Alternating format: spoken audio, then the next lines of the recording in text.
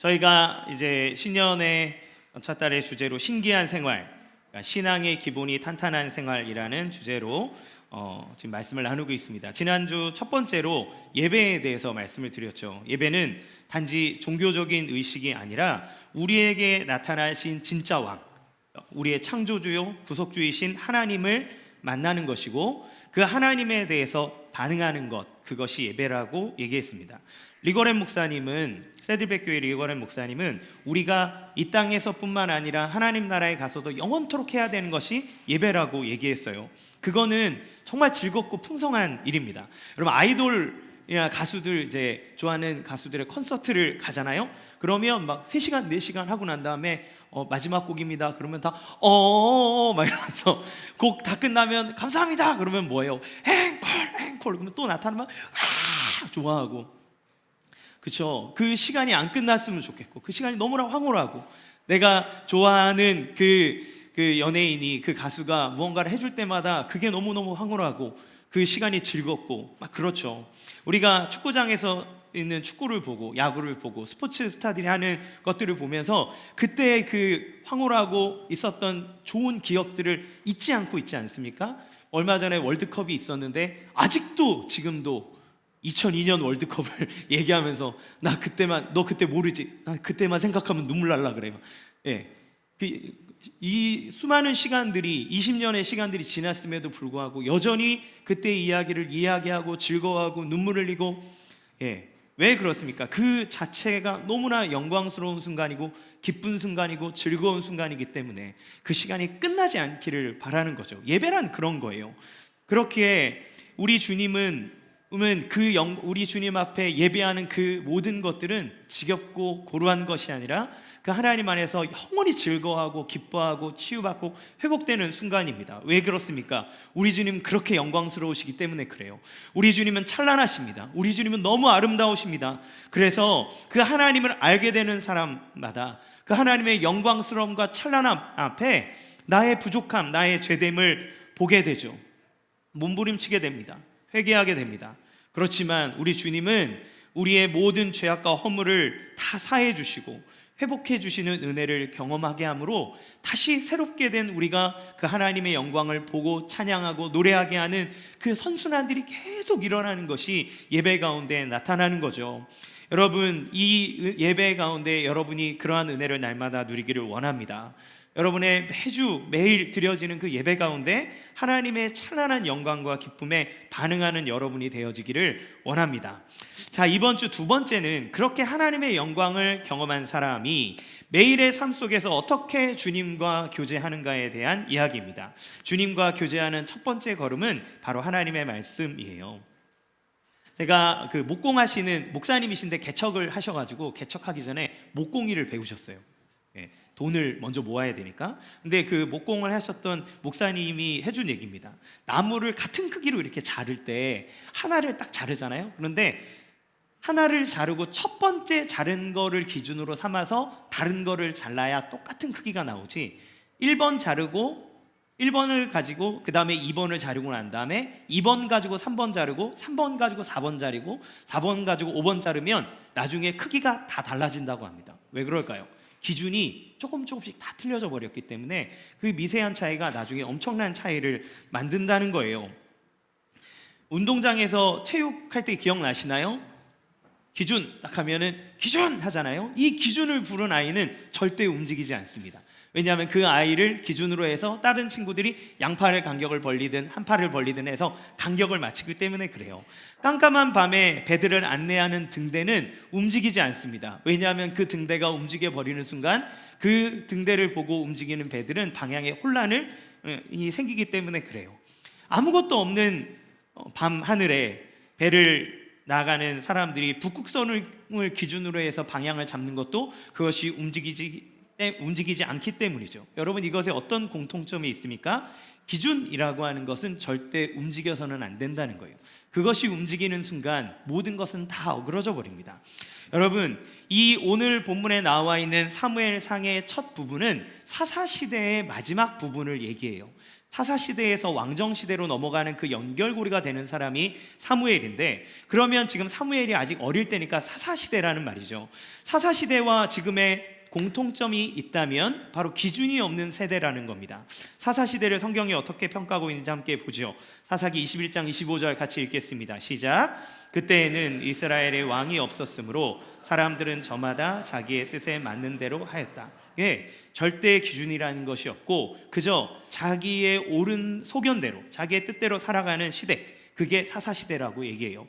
지금과 너무나 닮았죠. 오늘날 포스트 모던의 철학은 무엇입니까? 절대적인 것은 없다, 절대 진리는 없다, 모든 것이 상대적이다 라고 얘기합니다. 무엇이든 가능하고 무엇이든 신이 될 수 있고 무엇이든 기준이 될 수 없다. 저는 이것이 우리 시대의 비극이라고 생각합니다. 왜요? 기준이 없기 때문에. 기준이 없는 것은 자유로울 것 같지만 사실은 기준이 없기 때문에 어디를 방향을 두고 가야 될지 향방 없이 가는 것이 지금의 시대이기 때문에 그래요. 누구나 다 이것이 답이다, 저것이 답이다라고 얘기해 주지만 지금 겪고 있는 젊은이들의 혼란함은 무엇입니까? 어느 것도 기준이 될 수 없다는 것이 우리의 문제예요. 기준은 우리를 방해하지 않습니다. 그 기준은 무엇입니까? 진리예요. 예수님은 진리에 대해 뭐라고 얘기하셨냐면 진리가 너희를 자유하게 하리라. 진리는 우리로 하여금 자유하게 합니다. 왜요?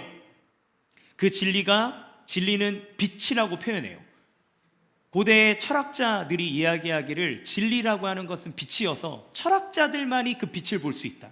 그래서 철학자들을 뭐라고, 플라톤이나 이런 사람들은 뭐라고 얘기했냐면 사람들이 동굴 속에 있어서 벽만 보고 있는데 철학자는 그 동굴을 나와 빛을 보고 자기가 본 빛을 사람들에게 알려주는 존재가 철학자, 그러니까 생각이 깨어있는 사람이라고 얘기했어요. 그러면 진리라고 하는 것이 빛인데 빛은 어두운 곳을 밝혀주어서 우리로 하여금 어디로 가야 할지 무엇을 해야 될지 알려주는, 우리에게 자유함을 주는 것이 바로 진리요 기준이라는 겁니다. 진리는 무엇입니까? 바로 하나님의 말씀이에요. 왜 하나님의 말씀이 진리입니까? 성경은 하나님이 세상을 창조하셨다고 말합니다. 잠언 16장 4절 상반절 같이 읽겠습니다. 시작. 주님께서는 모든 것을 그 쓰임에 알맞게 만드셨으니. 무슨 말입니까? 창조자가 무언가를 만들었을 때에는 아무렇게나 만드는 것이 아니라 거기에 자기의 마음이 담겨져 있다는 거예요. 여러분, 어머니께서 자녀에게 주시는 밥상에는 자녀를 향한 어머니의 마음이 녹아져 있습니다. 반찬의 배열이 아무렇게나 되어 있는 것 같지만 그게 막 이렇게 던져가지고 주어진 대로 알아서 먹어, 그게 아니라 나는 너가 이거를 먹었으면 좋겠어 하는 거를 가까이 둬요. 그날 좀 스페셜한 반찬이 나왔다 그러면 그 아이 앞에다가 딱 갖다 놓습니다. 왜요? 이걸 먹었으면 좋겠어, 너가 이걸 먹고 건강했으면 좋겠어, 지혜로워졌으면 좋겠어 라고 하는 엄마의 마음이 그 밥상 안에 들어가 있는 거예요. 무엇을 먹을까, 무엇을 요리할까 생각하는 것 자체가, 거기에 만들어져 있는 모든 것들은 그 만든 사람의 마음이 녹아져 있는 거죠. 여러분, 하나님이 세상을 창조하셨을 때 그 창조된 하나님의 세계 안에는 아무렇게나 만든 것이 아니라 하나님께서 우리를 향한 하나님의 마음과 생각이 담겨져 있어요. 그러면 하나님의 말씀은 무엇입니까? 하나님의 뜻이 담겨져 있는 메시지라는 거예요. 넋두리 혼자 한 말이 아니라 우리를 향한 당신의 생각과 계획을 말씀하시는 것이 하나님의 말씀이고 우리가 들고 있는 성경이에요. 어떻게 구원을 얻는지, 우리의 상태가 어떠한지, 어디를 향해 가야 하는지, 무엇을 생각해야 되는지, 무엇을 바라봐야 하는지, 우리가 평생토록 붙잡아야 될 것이 무엇인지를 알려주는 것, 우리의 구원과 회복을 위해 조금의 부족함도 없이 당신의 생각과 마음을 전해주시는 것이 바로 성경입니다. 이런 말씀이 없으면 어떻게 될까요? 사사시대를 일컬어서 자기 소견에 옳은 대로 사는 시대라고 얘기했습니다. 엘리가 제사장이었던 시대가 바로 이 사사시대의 끝무렵이라고 제가 말씀드렸어요. 자, 그때 하나님의 말씀에 대해서 성경은 이렇게 얘기합니다. 1절 말씀 시작.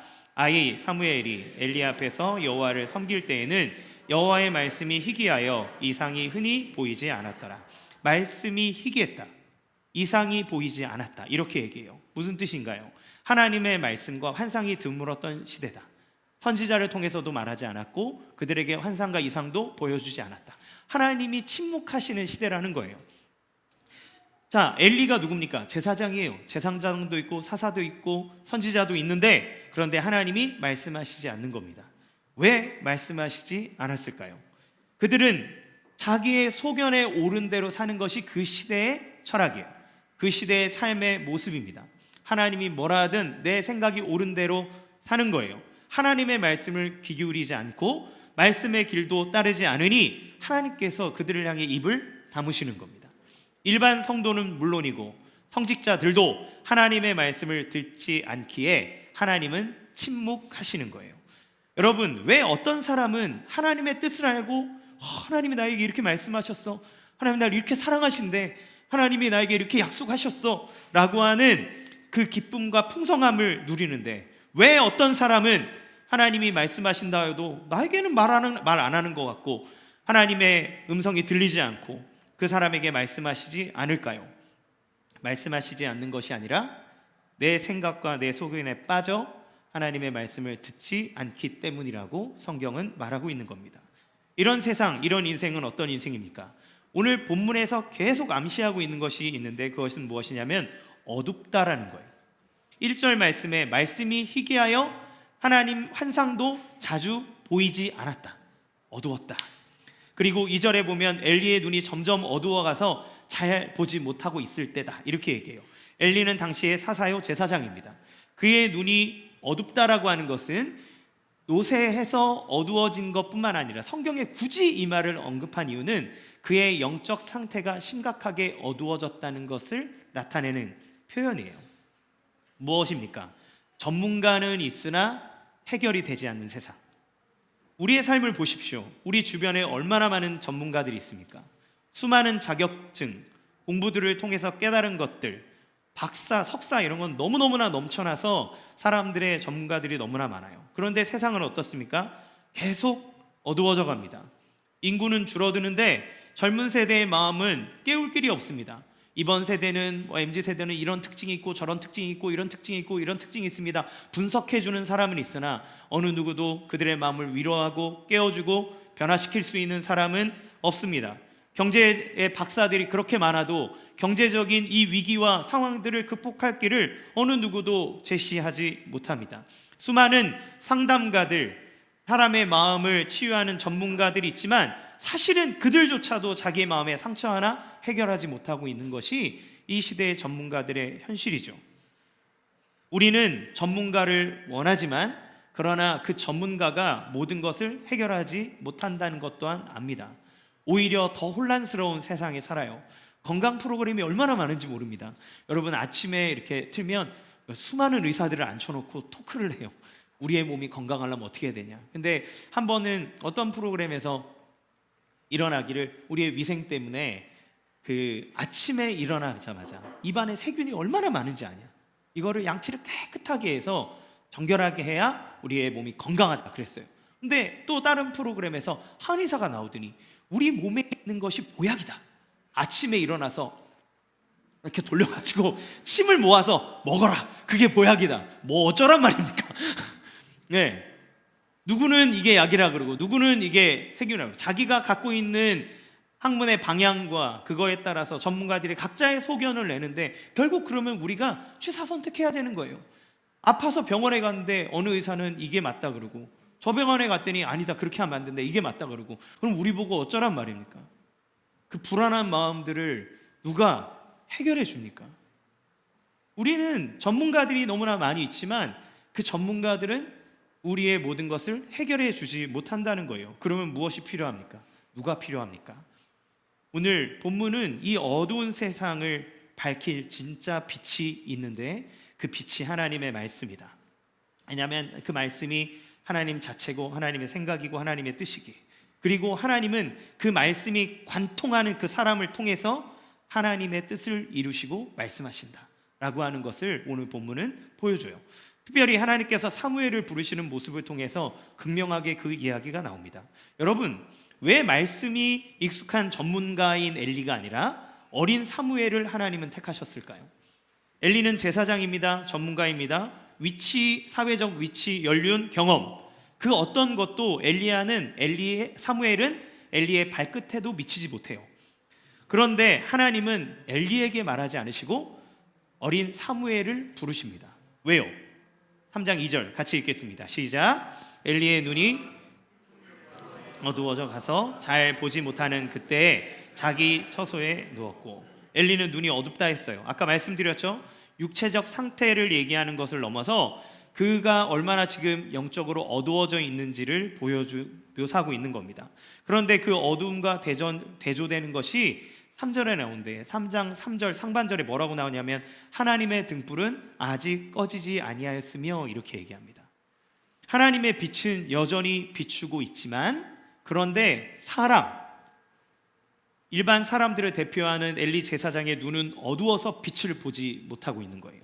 그리고 그 빛이 있는 곳에 누가 있습니까? 사무엘이 있습니다. 여기서 하나님은 사무엘에게 얘기하시는 거예요. 어두운 시대에 빛이 사무엘에게 비춰지는 겁니다.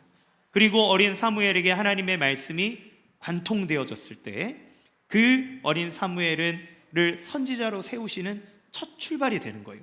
하나님의 말씀이 그에게 임할 때 그가 비로소 선지자와 같은 존재가 되는 거죠. 그 빛을 받은 후 그는 빛을 비추는 자가 됩니다.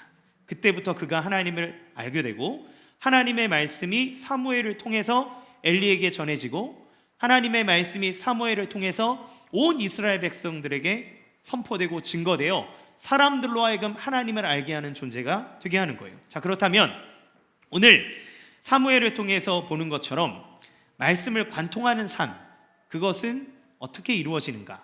그 출발과 과정과 열매를 함께 살펴보도록 하겠습니다. 첫 번째, 하나님의 말씀이 관통하는 삶의 출발은 하나님의 말씀을 읽어야 하는 이유예요. 보통 종교의 경전은, 모든 종교는 자기의 경전을 가지고 있습니다. 그러니까 하등 종교들 말고 정말 고등 종교들 있죠. 좀 수준 있는 종교들은 자기의 경전들이 다 있어요. 그런데 보통 이 종교의 경전은 어떤 것들이냐면 어떤 경지에 오르게 하기 위한 안내서입니다. 너가 이거를 하면 신에게 이렇게 가까이 갈 수 있어. 너가 어떤 득도의 경지에 오르게 될 거야 라고 하는 것들을 알려줘요. 그런데 성경은 경지에 오르기 위한 안내서가 아닙니다. 비법서가 아니에요. 많은 목사님들과 사람들이 이야기하기를 성경을 뭐라고 얘기하냐면 러브레터라고 얘기합니다. 무슨 말입니까? 성경은 우리가 무언가를 해서 하나님께 다가가는 비법서, 그런 경지에 오르기 위한 안내서가 아니라 하나님이 우리를 사랑하셔서 우리를 위해 어떤 일을 행하셨는지를 나타내는 하나님의 사랑과 마음을 담은 하나님의 사랑의 편지라는 거예요. 그거는 우리가 무엇을 해야 얻어낼 수 있는 것이 아니라 그분이 나를 위해 무엇을 행하셨는지를 알고 받아들이는 것이 중요하다는 겁니다. 성경은 하나님께서 우리를 향한 사랑의 메시지, 우리를 향한 하나님의 마음이 담긴 메시지예요. 따라서 말씀을 읽는 것은 그 사랑의 마음을 받아들이는 첫 출발이고, 그것을 아는 첫 걸음이고, 그 하나님과 인격적인 교제를 맺게 되는 가장 설레이는 첫 시간이라는 겁니다. 여러분, 요나서를 보면 요나라는 선지자가 하나님의 말씀을 듣지 않는 게 나와요. 선지자인데 하나님의 말씀을 듣지 않아요. 그런데 하나님께서 여러 가지 방법으로 그를 설득하고 깨닫게 하는 장면들이 나옵니다.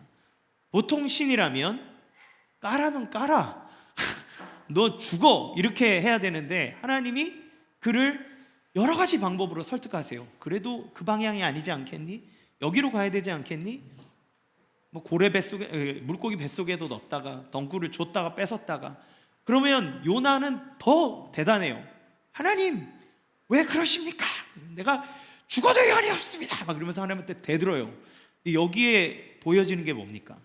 하나님과 그 하나님께 불순종하는 요나의 티키타카하는 대화예요.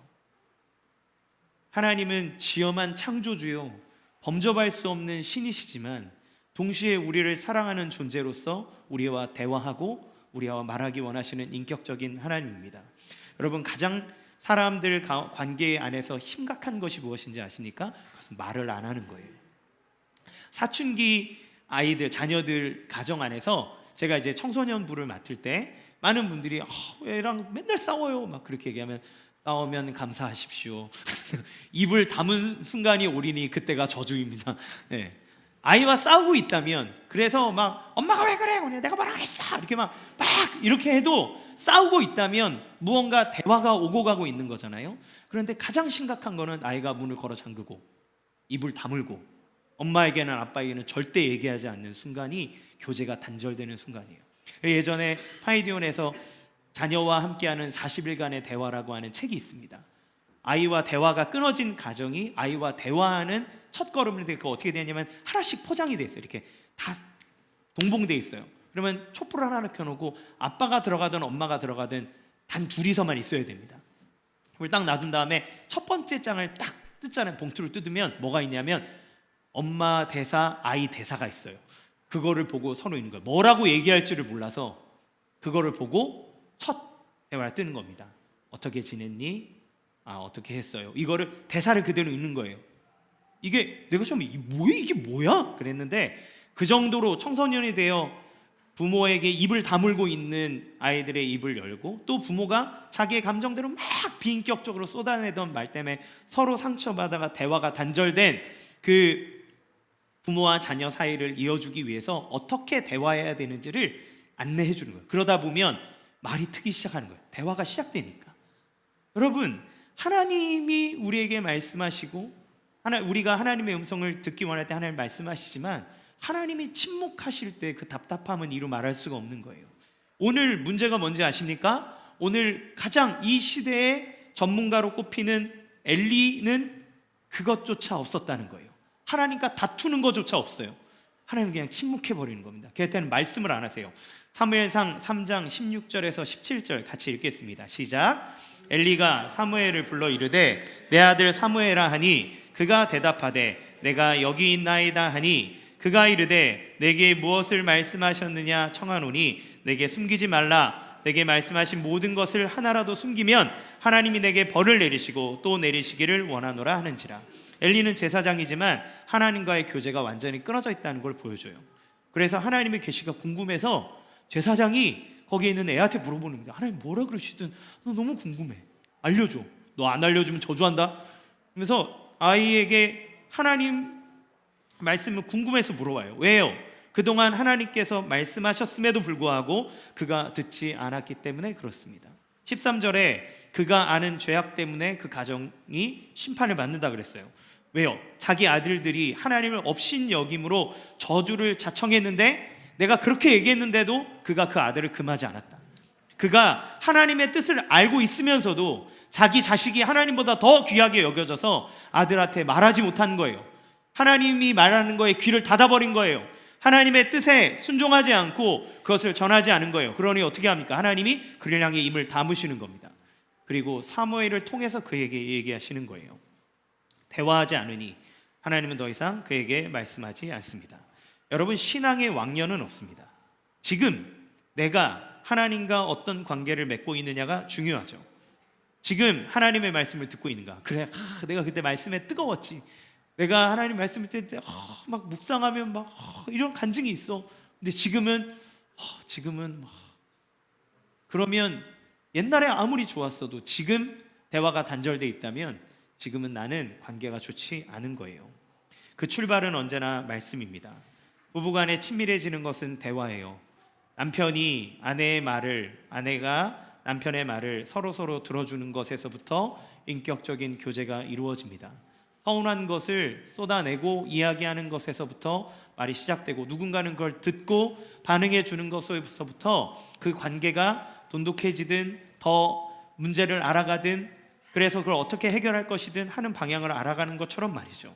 그러기에 하나님의 말씀을 읽고 하나님의 말씀을 읽고 듣는 그 시작, 그것이 하나님의 말씀이 관통하게 되는데 가장 중요한 첫 번째 이유입니다. 하나님의 말씀을 읽어야 돼요. 하나님의 말씀을 들어야 되는 거예요. 자, 그러면 하나님의 말씀이 관통하려면 어떤 과정 가운데, 그 관통하는 과정 가운데 무엇이 있어야 될까요? 두 번째, 하나님의 말씀이 관통하는 삶의 과정은 장소와 순종에 있다는 겁니다. 먼저 하나님의 말씀을 들을 수 있는 곳에 있어야 됩니다. 사무엘상 3장 3절에서 4절 같이 읽겠습니다. 시작.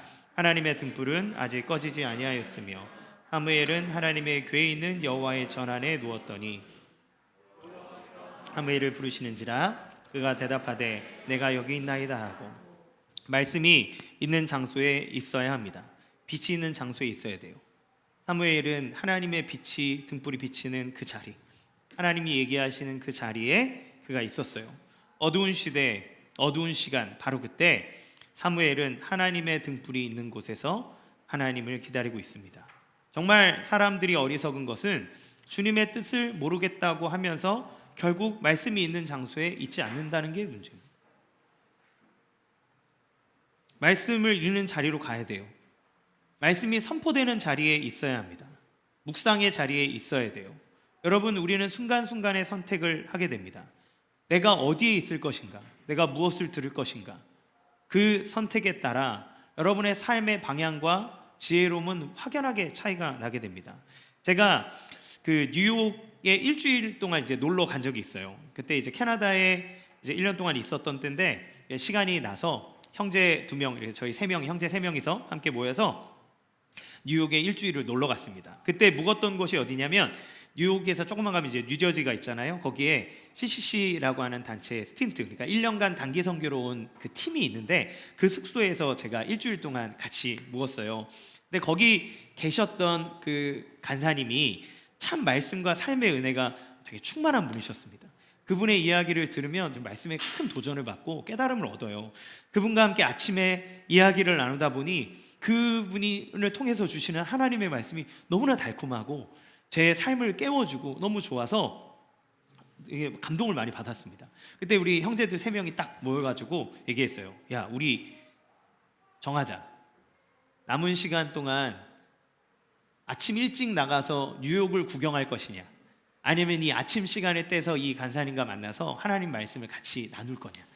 그때 우리가 하다가 뉴욕 뭐 까짓 또 오지 뭐 생명의 말씀이 여기에 있는데 우리가 이분의 말씀을 언제 또 들을 수 있겠냐. 함께 아침마다 이분과 교제하자.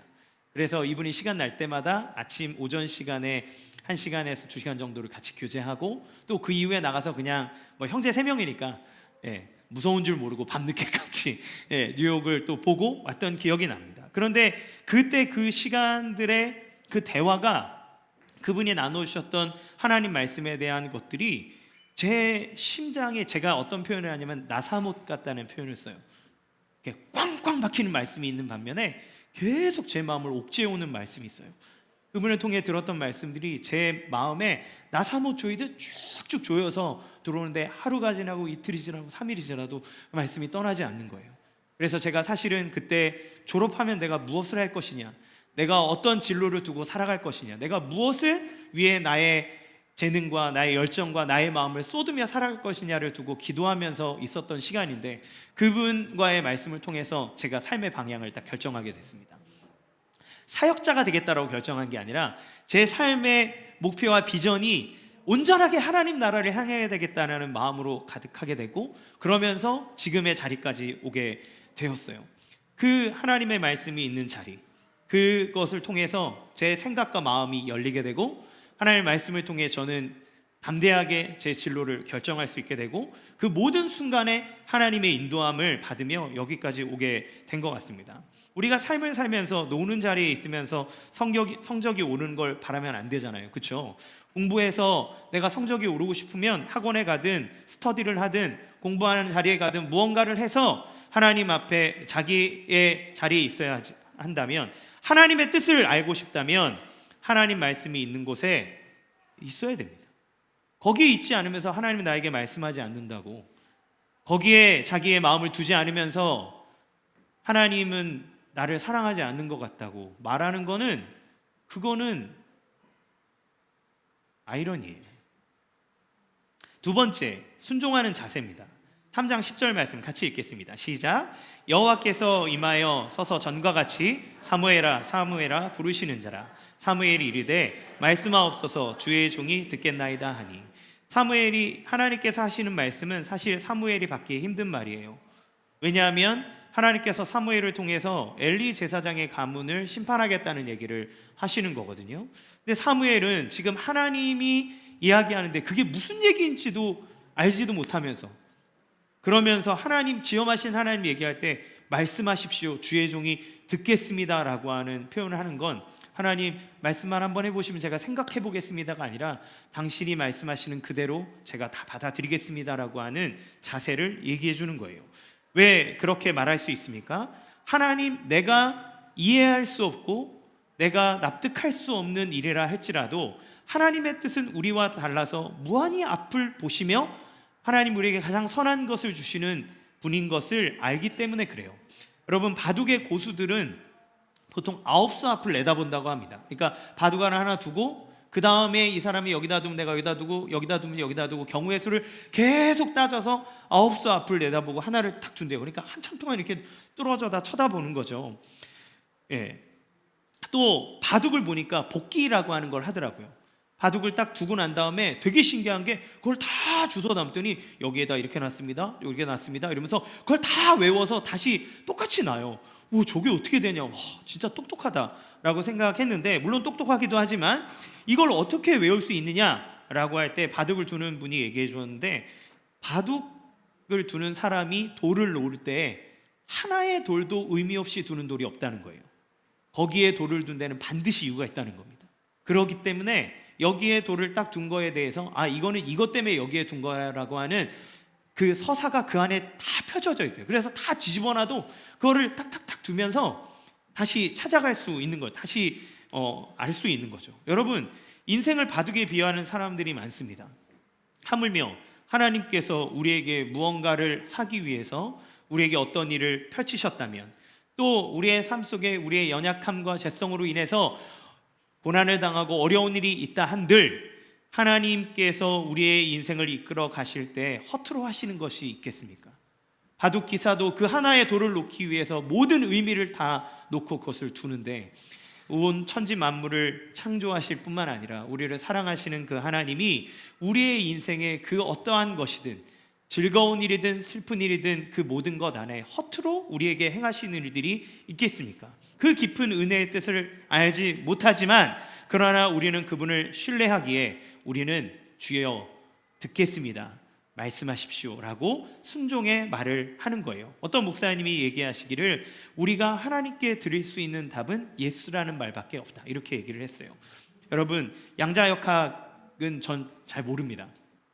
그런데 이 양자역학이 어벤져스와 함께, 마블과 함께 온 사람들이 다 아는 그 말이 됐잖아요. 그런데 양자역학은 정말 작은 미시의 세계를 보는 거라 해요. 그런데 그거를 연구할수록 사람들이 깨닫는 거는 뭐냐면 혼돈, 정해진 것이 없다는 것을 알게 된답니다. 모든 것이 혼돈이에요. 그래서 과학자들 중에 물리학자들이 신을, 그 과학자라고 하는 부류 중에서 신을 가장 많이 믿게 되는 부류들이 이 물리학자들이라고 얘기해요. 왜요? 세상이 이렇게 불안하고 혼돈하다는 것을 알기 때문에. 이것 안에서 우리의 질서를 이끌어 가시는 하나님이라고 하는 존재, 신의 존재를 생각하지 않을 수 없다고 얘기합니다. 여러분, 예수님은 어떤 분이십니까? 요한복음에서 예수님은 말씀이라고 얘기해요. 그 말씀이신 예수님은 하나님이시지만 자기의 공생에 살아가는 삶의 전부를 하나님의 말씀에 순종하셨다고 성경은 얘기합니다. 십자가에 달리시기 전에도 당신의 원함은 아버지여, 할 수만 있거든 이 잔을 내게서 옮기십시오. 무슨 얘기입니까? 나는 이것을 안 지고 싶습니다. 그러면서 뭐라 그러셨냐면, 그러나 나의 원대로 하지 마시고 아버지의 뜻대로 하십시오, 이렇게 얘기하세요. 이것을 통해 보면 사실 복음서에 나와 있는 예수님의 삶 전체 그 자체가 하나님의 말씀이 어떻게 이루어지는 것인지를 보여주는 그 말씀 자체인 거죠. 그 말씀이 예수님의 뜻대로가 아니라 하나님 아버지에게 순종함으로 그가 그것을 받아들였을 때 나타나는 일들은 무엇입니까? 우리의 구원인 거예요. 하나님이 예수님으로 하여금 그 고난의 길을 걷게 하신 것은 너 죽어봐라, 아주 네 인생 아주 작살나봐라 라고 그를 향하여 저주하시는 것이 아니라, 하나님이 그 모든 인류의 역사와 당신의 계획 안에서 죽을 수밖에 없는 우리를 구원하시기 위해 하나님 그 고난의 수를 두시는 겁니다. 그로 말미암아 우리는 그 예수의 십자가를 통해서 하나님을 믿게 되고 하나님의 자녀가 되고 하나님과 함께 하나님 나라의 약속을, 유업을 약속으로 받는 하나님의 새로운 피조물이 되어지는 거죠. 여러분, 하나님의 뜻은 반드시 이루어집니다.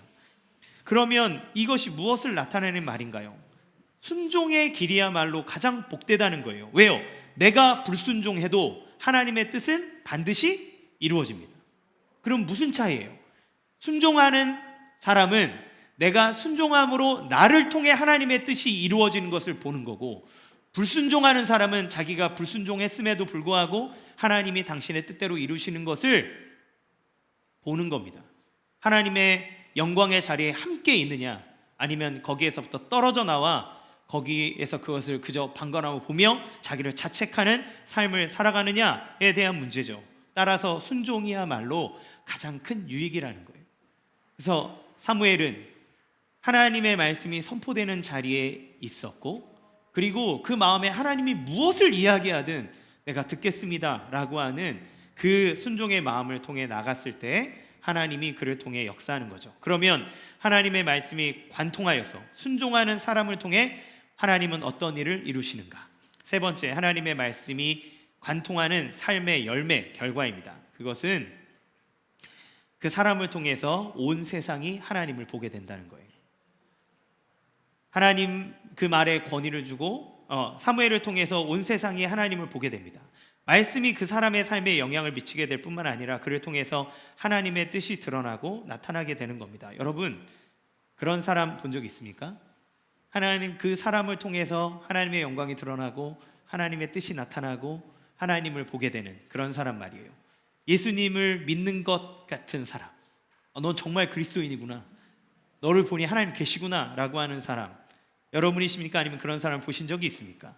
예수님을 믿는 믿음이 어떻게 사람들에게 전달될까요? 첫 번째는 말씀이죠, 그렇죠? 그런데 그 말씀조차 모르는 사람들에게 하나님은 어떻게 드러내실까요? 하나님의 말씀을 받아들여서 그 말씀에 순종하는 사람을 통해 하나님은 당신을 보여주십니다. 교회가 왜 중요합니까? 교회는 하나님을, 그리스도를 믿는 사람으로서, 그 말씀을 받은 사람으로서 세상에 하나님을 보여주는 존재인 거예요. 그래서 교회가 중요합니다. 여러분, 기적이 사람들에게 하나님을 보여줍니까? 방언이 하나님을 보여줍니까? 아닙니다. 하나님 말씀에 따라 순종하여 하나님의 빛이 드러나는 사람을 통해서 하나님 보여주시는 거예요. 제가 더사랑의 교회에 있을 때 저희 교구 중에 한 분이셨던 한 권사님이 계십니다. 집이 좀 많이 가난하세요. 이제 32단지 그 앞에 이제 임대주택 작은 방 하나 있는 집에서 사시는데, 그분은 홀로 계시고 아들 하나가 있습니다. 근데 그 아들 하나가 이제 소아마비로 내성마비가 있어서 온 몸을 다 못 써요. 그래서 집에서 아들을 다 해줘야 됩니다. 다 씻겨줘야 되고, 근데 하루는 그분이 이제 예배를 마치고 집에 갔는데 아들이 이렇게 움직이다가 선풍기를 잘못 건드려서 선풍기가 탁 쓰러졌는데, 선풍기 망이 탁 날아가면서 날이 돌아가는데 얼굴을 이렇게 치고 있는 거예요. 집에 갔더니 선풍기 날이 얼굴을 이렇게 치고 있는 걸 보면서 그 아들을 다시 이렇게 세우고 선풍기를 치우고 아들을 이렇게 치료해주고 돌봐줬던 이야기를 들은 적이 있어요. 제가 그 집에 이제 대신방이어서 신방을 가는데 제 마음이 너무 무거웠습니다. 제가 감당하고 보지 못했던 어려움을 갖고 있는 그분에게 도대체 이 집에다가 무슨 축복을 해야 되나? 내가 이 가정에 들어가서 무슨 위로의 말을 할 수 있나? 제가 이제 교구를 맡은 지 얼마 되지 않아서 너무 두렵고 불안한 마음으로, 긴장하는 마음으로 그 가정을 갔습니다. 딱 가정을 갔는데 딱 가자마자 그 권사님을 보는데 얼굴에 빛이, 미소가 환하게 펼쳐지면서 우리 목사님 오셨어요. 목사님 어서 오세요. 할렐루야. 그러면서 저를 맞아주시는 거예요. 그러면서 얘기하는데 저는 기도 제목에 저는 이것도 힘들고 저게 너무 힘들고 이런 거 써 있을 줄 알았거든요. 그 첫 기도 제목부터 하나님에게 너무 감사합니다. 나를 구원하시고 나에게 믿음을 주셔서 주님을 아버지라 부르게 하시는 그 하나님 계셔서 너무 감사합니다. 나는 아무것도 모르는데 예수님 알아서 하나님 소망 갖게 하시니 감사하오니 주여, 내가 주님을 믿는 이 믿음 끝까지 갖고 하나님 은혜 안에 있게 해주십시오. 기도 제목이 다 그건 거예요. 아니, 권사님 힘든 거 없으세요? 저는 다 감사해요. 제가 이렇게 아들을 이렇게 보면서, 우리 아들이 이래도 지금은 소천했습니다. 소천해서 혼자 계신데 이 아들이 그래도 이 아들을 하나님께서 구원해 주셔서 하나님 자녀 삼아 주시고, 이제 내가 이곳에서 별것 없고 부족한 사람이지만 그 예수님이 나를 위해서 죽으셨잖아요. 그 예수님이 나를 생각해 주셨잖아요. 나를 구원해 주셨잖아요. 그래서 저는 하나님의 나라가 제 것이기 때문에 저는 너무너무 행복합니다. 우리 아들과 저는 하나님 나라를 소망합니다. 우리 아들이 지금 여기 이래도 하나님 나라에서 더 멋져질 것들을 나는 기대합니다. 하나님 나에게 주신 은혜가 너무 커서 그저 나는 감사할 뿐입니다. 그런데 그게 허례허식으로 하는 말이 있잖아요. 그런데 그분이 그 얼굴, 그 미소, 그 삶에서 제가 빛을 보고 권사님 죄송합니다. 권사님 너무 죄송합니다. 제가 목사인데 제가 죄인입니다. 목사인데 하나님의 그 복음의 말씀과 은혜로 그를 위로해주고 새 힘을 줄 것을 생각하지 못하고 이 엘리와 같이 눈이 어두워져서 세상의 물질과 몸의 불편함을 두고 이를 위로할 길이 없다고 생각한 내가 죄인입니다. 권사님, 내가 권사님을 보니 예수님을 봅니다. 권사님을 보니 하나님을 봅니다. 권사님을 보니 하나님의 영광이 가정 가운데 있습니다. 그리고 제가 말씀 전하고 그 가정을 위해서 기도하는데 축복이 끊어지지 않는 거예요. 그 가정을 향해 베풀어 주시는 하나님의 은혜와 하나님의 섭리와 그 가정을 향한 하나님의 터치와 그 가정을 향해 이끌어 주시는 하나님의 영광스러움이 제 입을 통해서 끊어지지 않냐고 나오는 거예요. 그 사람을 통해 하나님을 봅니다. 왜요? 그 말씀, 하나님이 그 영혼을 관통하여서 우리를 구원하신 예수 그리스도의 복음의 마음이 그를 관통하여서 그 앞에 드러났을 때 나는 가진 것도 없고 너무 보잘것도 없고 아무것도 내세울 것이 없지만 그러나 그 하나님이 나를 기억하고 그 하나님이 나를 사랑하기에 나는 너무 소중하고 나는 존귀하고 그래서 나는 너무너무 감사합니다. 하나님을 찬양합니다. 그 은혜를 보게 된 거예요. 여러분, 이런 사람, 그러니까 하나님의 말씀을 받아들임으로 그 하나님께서 나에게 주시는 사랑의 메시지를 받아들임으로 자기의 존재를 규명하고 자기의 삶을 하나님의 말씀으로 바꿔나가는 순종의 사람을 통해 하나님 어떤 능력을 보여주실까요? 첫 번째, 그 사람의 말에 권위를 주고 능력을 주십니다. 3장 19절 같이 읽겠습니다. 시작. 사무엘이 자라매 여호와께서 그와 함께 계셔서 뭐라고 얘기합니까? 사무엘이 자라서 함께 계시니까 그의 말하는 것이 하나도 땅에 떨어지지 않았다. 왜요? 그가 말하는 것이 하나님의 말씀이니까. 그가 말하는 것이 하나님의 생각과 하나님의 마음을 알아서 그가 얘기하는 것이니 하나도 땅에 떨어지지 아니하고 그가 말한 그 모든 것대로 이루어지는 역사가 나타납니다. 왜요? 그의 말을 통해서 하나님의 능력이, 하나님의 뜻이 나타나기 때문에 그래요. 여러분, 말씀의 권능의 사람이 되어지기를 원합니다. 여러분이 말한 그대로 이루어지기를 원합니다. 이것을 얘기하면 내가 말하면 막 대박나고 이거 생각하는 하시죠? 그거 아니고요. 여러분이 말하는 그것을 통해 하나님의 능력과 권능이 나타나게 되기를 원한다는 말입니다. 하나님은 그 사람을 통해서 능력을 바라시는 거예요. 그 사람을 통해서 하나님의 말씀의 은혜가 들어가는 거예요. 같은 말을 얘기해도 하나님의 말씀에 관통하여서 하나님을 받아들이고 하나님께 순종한 사람을 통해 나가는 말과 그렇지 않은 사람의 말은 다릅니다. 하나님 그렇게 역사하시는 거예요. 두 번째, 그 사람이 하나님의 사람이라는 것이 나타납니다. 20절 같이 읽겠습니다. 시작. 단에서부터 부엘세바까지의 온 이스라엘이 사무엘은 여호와의 선지자로 세우심을 입은 줄을 알았더라. 사무엘이 하나님의 선지자인 줄 알았대요. 왜요? 그가 하나님의 말씀이 그를 통해 나타나기 때문에 그것만 봐도 저 사무엘은 하나님이 세운 사람이구나. 저 사무엘은 하나님의 사람이구나. 여러분, 우리가 세상을 살아가며 하나님의 사람으로서 무엇을 할까 행동을 먼저 생각하시지만 행동하기 전에 여러분 하나님의 말씀이 여러분 안에 있기를 원합니다. 그래야 돼요. 여러분, 하나님 안 믿어도 착한 일 하는 사람 많습니다. 착한 일이 여러분을 그리스도인 되게 만들어주는 것이 아니라 여러분이 하나님의 자녀로서 행하는 일이 그것이 하나님의 뜻을 나타내는 거예요. 하나님을 드러내주는 거예요. 결정적인 순간에 그 사람을 뭐라고 막 얘기하고 저 예수쟁이라고 그러고 손가락질 하다가도 결정적인 순간이 되면 그 말씀에 압도되어 있는 사람에게는 너는 하나님의 사람이다, 넌 다르다, 너는 너를 보니 하나님이 있는 것 같다 얘기하는 거죠. 세 번째, 그 사람에게 하나님은 자신을 나타내십니다. 21절 말씀 같이 읽겠습니다. 시작. 여호와께서 실로에서 다시 나타나시되 여호와께서 실로에서 여호와의 말씀으로 사무엘에게 자기를 나타내시니라. 예, 그 사람에게는 하나님이 계속 나타나시는 거예요. 하나님이 계속 그 사람에게 말씀하시는 거예요. 하나님의 뜻을 알려주시는 거예요. 왜요? 다른 애들은 말대로 못 알아들으니까 그를 통해서 사람들에게 알려주시는 거죠. 하나님의 뜻을 알고 싶으십니까? 하나님과 교제하고 싶으십니까?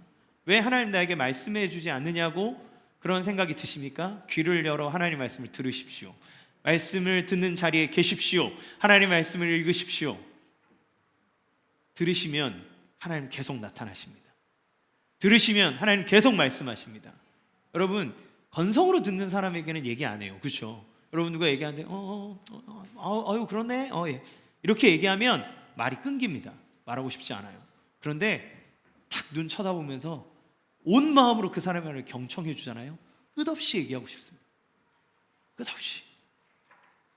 하나님의 말씀이 우리에게 전해지면 여러분 그분을 향해 눈을 맞추십시오. 마음을 맞추십시오. 생각을 맞추십시오. 말씀하십시오. 제가 듣겠습니다라고 고백하시면 하나님이 여러분 가운데 하나님을 나타내 주실 줄로 믿습니다. 여러분 그 조혜련 씨 있죠? 연예인 중에 조혜련 씨가 원래 남묘 호랑긴교 그 일본에 있는 그 사이비 종교를 원래 믿었었어요. 근데 최근에 좀 되긴 했는데 그래도 교회를 이제 다니시면서 복음을 받아들이시고 교회를 다니면서 간증도 많이 하시더라고요. 그 유튜브에 보면 성경 가르쳐줘요. 성경 말씀 막 강의합니다. 여러분 그 조혜련 씨가 간증하는데 예수님을 믿은 지 얼마 안 되었을 때 그 신앙의 선배 신앙인들 앞에서 간증을 하면서 뭐라고 얘기했는지 아세요? 그분이 왜 여러분은 예수 믿으면서 성경을 읽지 않으세요? 왜 예수님 믿으면서 뜨거운 건 역사, 기복적인 거 이런 거는 막 찾아가지고 다니면서 그런 거 좋아하면서 왜 성경은 안 읽으세요? 남묘 호랑갱교회도 그런 기적이 있대요. 병 났는데요.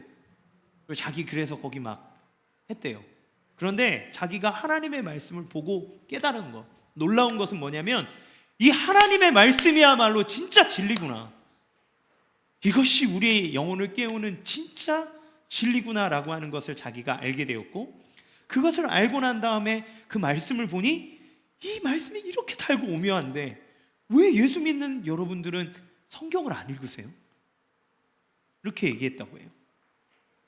여러분 우리가 하나님을 믿으면서도 끝없이 이적과 표적을 구하는 신앙 그 안에는 자기의 욕심이 있습니다.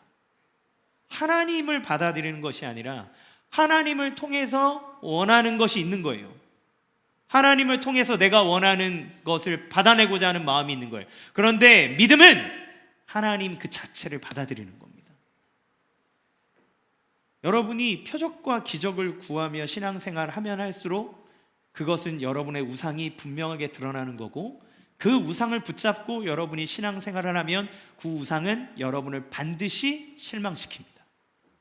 반드시 여러분을 공허하게 만듭니다. 반드시 여러분이 무너지게 만듭니다. 그건 하나님이 아니기 때문에 그래요.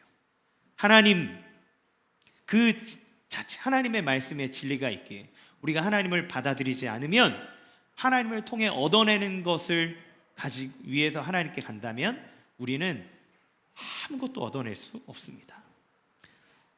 요한복음에 예수님을 말씀이라고 얘기했다 그랬죠. 로고스. 그러니까 기독교 신앙이라는 건 뭐예요? 하나님의 말씀이 우리에게로 온 겁니다. 로고스, 말씀 되시는 예수님이 우리에게 왔다는 건 하나님 말씀 자체가 우리에게 온 거예요. 그리고 말씀을 받아들이는 것, 그것이 우리의 구원의 길이라고 성경은 얘기하는 거예요. 그래서 말씀이 있을 때에 능력이 있습니다. 말씀이 있을 때 우리의 삶에 변화가 있습니다. 말씀이 있을 때 생명이 있습니다. 말씀이 있을 때 우리의 삶에 놀라운 풍성함이 있습니다. 여러분 2023년에 여러분 무엇부터 하시렵니까? 하나님 말씀을 들으십시오. 하나님 말씀 안에 거하십시오. 결단하십시오. 내가 말씀의 자리에 있겠노라고. 우리 매일 성경 읽기 3장씩 하고 있잖아요. 지금 잠언 이제부터 지난 저희가 해서 시편까지 작년에 읽었고, 이제 올해 잠언부터 시작을 해서 이제 전도서로 이번 주에 넘어갑니다.